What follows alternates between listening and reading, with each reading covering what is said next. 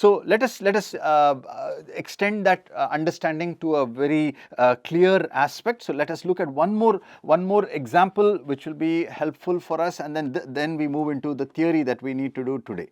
So example number 4. This is a case where we are given a continuous time signal xc of t. We are told that it is a band limited signal. BL signals means band limited signal, and it has got a Nyquist rate omega naught with Nyquist rate omega naught.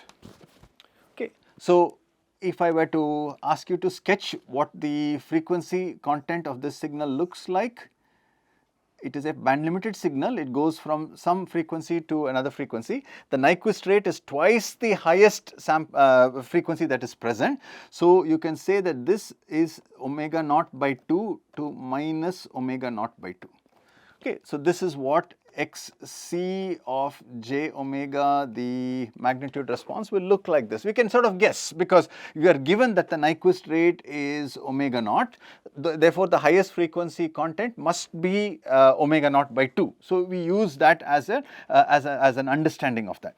So now, using the continuous time Fourier transform,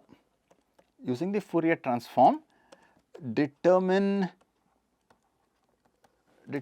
the Nyquist rate for the following signals.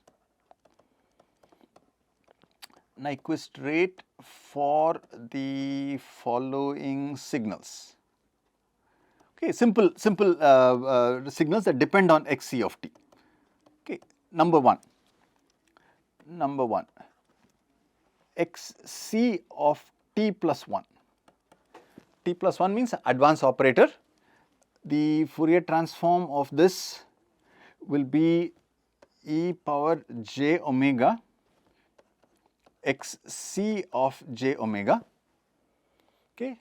Now look at the frequency content. Xc is band limited. E power j omega is a constant, is a flat line.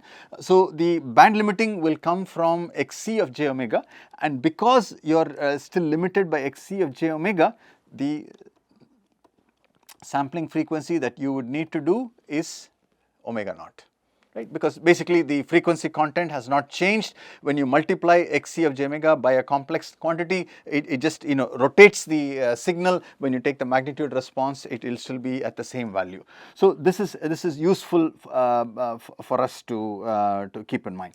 Okay, so the second function that I would like you to look at, in all cases use the Fourier transform. Xc of t plus xc of t minus 1. Okay. So this, if you write down, the first term is xc of j omega, and the second term is e power minus j omega times xc of j omega. So we write it as x of j omega into 1 plus e power minus j omega. Okay. Now again you can see that there is some constant that is coming from here. It's a factor that will multiply, but in terms of the frequency content, this is the one that determines. So basically xc of j omega is still going to be the same, so the sampling frequency is going to be still omega naught. Okay. Let us look at one more signal that for which we know the. So if I do the derivative d by dt of xc of t, what is the Fourier transform response? It will be j omega times xc of j omega. Once again, you make the argument that the frequency content will be limited by xc, so the sampling frequency still is omega naught. Okay, now number 4 is going to be x squared of t. X squared of t is going to require you to convolve the Fourier transforms. So basically this is going to be 1 by 2 pi xc of j omega convolved with xc of j omega, and you know that whatever was the original signal, it was going from minus omega naught by 2 to omega naught by 2. Now, when you convolve the same thing with itself, now what you will get is a signal that goes from minus omega naught to omega naught. So, since the highest frequency component has doubled, then the corresponding sampling rate in this case will be equal to 2 times omega naught, okay, because of the signal that we have obtained. Okay, and of course the last one is actually an important case, because we come into we encounter this quite often in the context of communications. If I take xc of t and multiply it with cosine omega naught t, okay.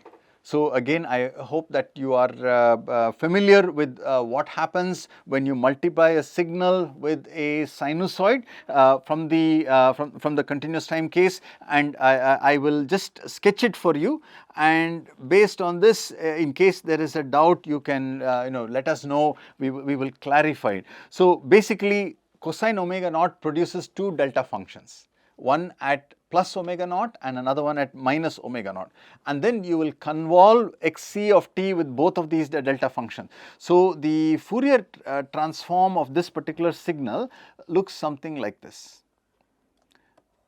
Okay, it is centered around omega naught and it has got the one copy of the signal. So, this one goes up to sigma naught omega naught plus omega naught by 2, and this will be omega naught minus omega naught by 2. Correspondingly, there will be a delta function at minus omega naught, and there again you will see a copy of the signal. So, this is at minus omega naught, this goes from minus omega naught by 2 to minus omega naught plus omega naught by 2. So, basically these are the. Now, the important question for us is, what is the highest frequency component? Okay, this is the highest frequency component. Highest frequency component of this, what we call as a modulated signal. This is what we call as a modulated signal, where xc of t has been multiplied by cosine omega naught. This is called a modulated signal. The highest frequency component, you can see, is omega naught plus omega naught by 2. So, that is 1.5 omega naught. The Nyquist criterion says it must be, the sampling frequency must be twice that. So, omega s must be equal to 2 times the highest frequency component, which is 3 omega naught. Okay. So, in this, for the case of the modulated signal, that is what we have. Now, there is another category of signals for which very important to know what is the Nyquist sampling frequency. Again, comes directly from the continuous time Fourier transform. So, we will call this as example 5. Example 5. The underlying relationship says that if I have a continuous time signal xc of t, which has got a Fourier transform xc of j omega. Now, if I scale this signal in the time domain, xc of at is a value which can be less than 1 or greater than 1. It is basically, this is called the time scaling property. Time scaling property. Okay, very, very important, because this one has got a Fourier transform which is given by 1 by a xc of j omega by a. Very interesting, because if you compress in time, then that is a is greater than 1, you compress in time, the frequency in the spectrum, it will become wider. If you make the time, you stretch it out in time, the frequency will become more compact. That is what this particular relationship says. So, let us take a couple of quick examples. The first one is, what is the Nyquist sampling rate for xc of 2t? For xc of t, it is omega naught. So, for this, what is the? So, we write down the Fourier transform of this. This comes out to be A is equal to 2, so it's 1 by 2 x of xc of j omega by 2. That means whatever was the original signal, the spectrum now gets stretched by a factor of 2. So, the frequency response of this signal, the original signal went from minus omega naught by 2 to omega naught by 2. So, xc of 2t goes from minus omega naught to omega naught. Okay. So, the highest sampling frequency is omega naught. So, by Nyquist criterion, omega s will be equal to 2 times omega naught. Okay, very important. Okay, now second example. If I take this signal, and previously I was compressing it in time, now I am going to stretch it out in time. How does stretching out happens? When I take a to be a value less than 1, t divided by 3. Okay, that means my time is now stretched by a factor of 3. The corresponding Fourier transform is 3 times xc of j. This will be equal to 3 omega, j of 3 omega. So, basically what you will find is that the spectrum is now much more compressed. Previously it was going from minus omega 2 to omega 2, now it is compressed by a factor of 3. So, basically what you have is a signal of this type which goes from minus omega naught by 6 to omega naught by 6.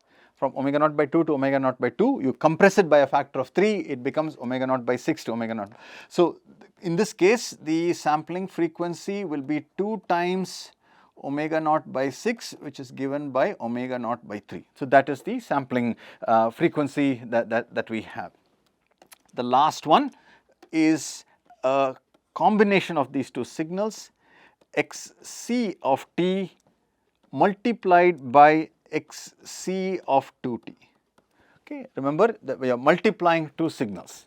So, the corresponding signal will be a convolution of two signals. So, basically if I were to sketch it, xc of t goes from minus omega naught by 2 to omega naught by 2.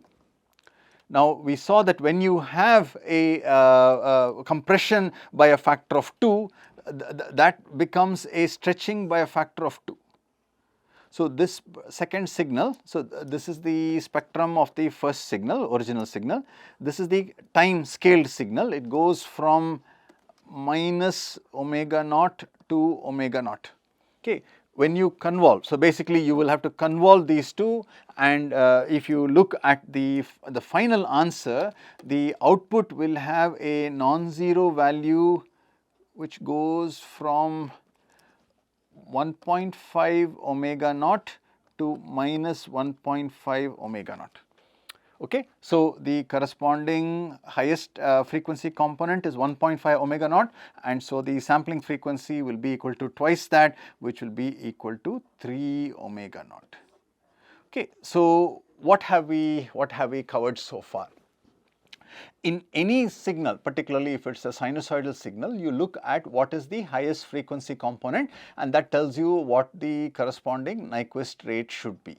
If it is not a sinusoidal signal where you are told that it is a band limited signal, then we must look at what is the highest frequency component. If you are passing through a low pass filter, or you are squaring the signal, or modulating the signal, or you are time scaling the signal. In every case, looking at the Fourier transform is very helpful, because that will tell you how to visualize the signal and what will be the highest frequency component. And once you have that expression in your presence, then you are able to then say what is the highest frequency component, and based on that what will be the Nyquist rate. I hope these examples have been will be helpful for you, and also you can re-look at these examples. If there are any doubts, you can definitely send a message to Mr. Tony or myself, and we will make sure that in the interaction time we are able to clarify that.